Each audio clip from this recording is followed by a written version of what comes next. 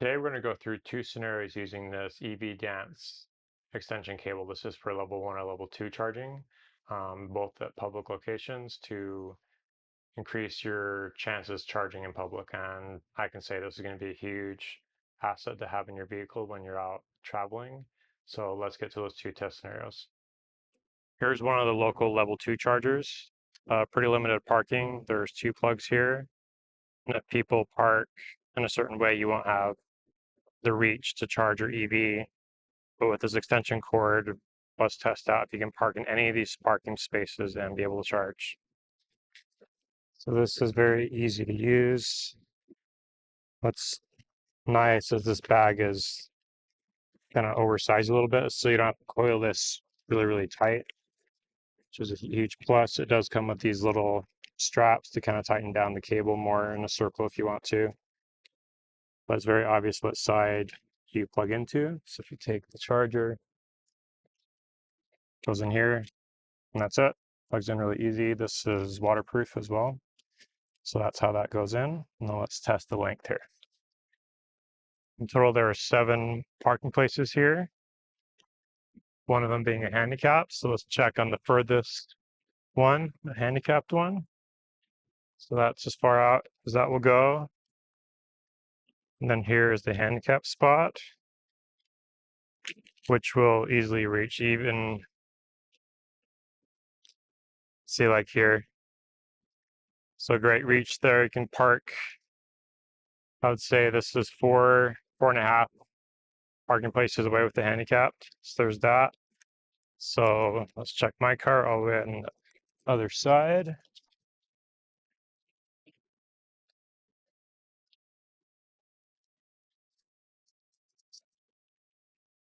So this is 3 parking places over from the center, I would say, of the parking for the charging stall.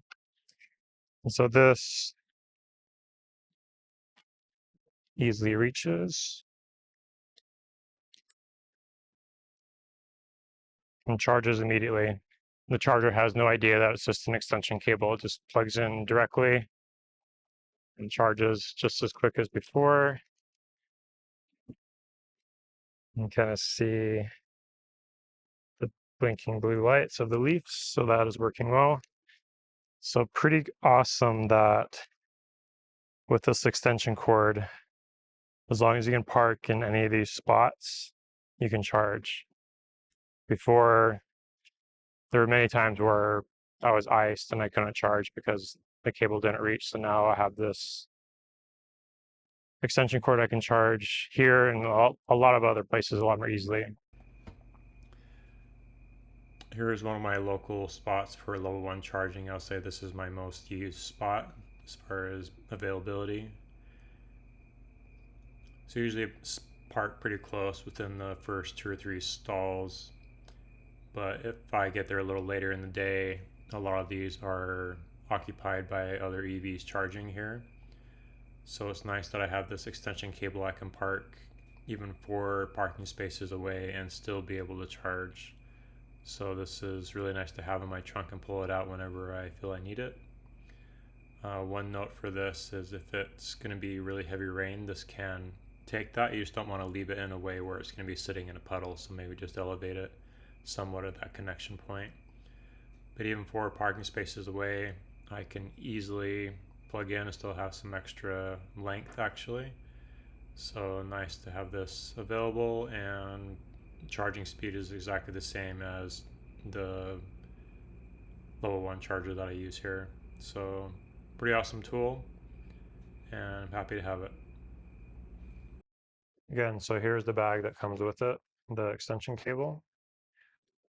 As I mentioned before, it's a little oversized, so it's really easy to get in here. I don't feel like I ever really need to use these straps that come with it. There's 2, so you can cinch it down a little bit tighter if you need to, but not a necessity for kind of normal use. It does have these little nice rubber connections to kind of keep the connections protected when not in use. This is the 50 amp 21-foot cable, so this can handle up to 12 kilowatts of power, and it can handle level 1 obviously as well, same cable. And if you're going to get one, I would definitely get the 50 amp just to kind of future proof it a little bit. So maybe your car can only handle 6 like mine, my Nissan Leaf, but some newer EVs can handle up to 12 depending on the vehicle EV. You can get this in a 40-foot as well. That seems a little excessive unless you have a very specific use case for it. It's nice that they offer it. I do have a 20% discount code for you. I'll put that up on the screen and also in the video description so you can check that out. The 20% is off anything on their website as well. The weight for the 21-foot is 6.94 pounds. With the 40-foot cable, obviously going to be heavier, so it's 13.7 pounds. It is waterproof. One note on that is this connection here.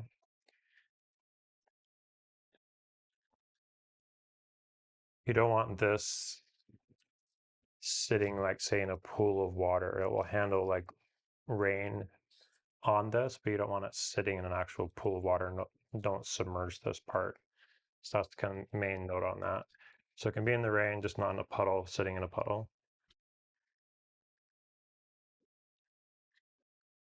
It does have a 12-month warranty. But out of the few tests I ran with public chargers, this really does give you a lot more availability to charge when maybe you couldn't before. If someone was parked and you're in a spot that you couldn't access the charger. And even home use, say your plug to your house isn't close to your driveway, or maybe you have stacked cars in front of your driveway. This will reach to the like 2 cars deep, maybe even 3, depending how you park your cars. So it's definitely gives you a lot of flexibility and definitely worth an investment for every EV owner, I would say, just for peace of mind to charge when you need to charge. It's solid investment, I would say. You can tell this cabling is very heavy duty, very, very thick. It can handle the amperage. I'm confident of that. The mechanism for this release feels very solid. It's going to take a lot of cycles very easily. Like my Nissan Leaf charger that came with the car. Eventually, this on the Nissan Leaf charger kind of something internally with the spring broke, and I can feel this feels a lot stronger, a lot more well built than the charger I have, the connection there. So this is something that will last a long time, and this is very simplistic on this side. So it's just connecting it there. As far as the whatever you plug this into, it doesn't know that this is an extension cable. It just thinks it's the same cable essentially because the communication kind of passes it to that end.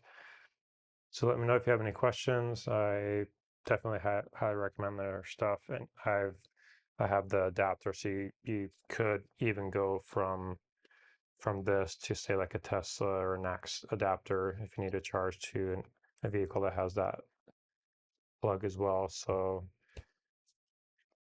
multi-use there. So yeah, let me know if you have any questions, and I'll catch you next time. See ya.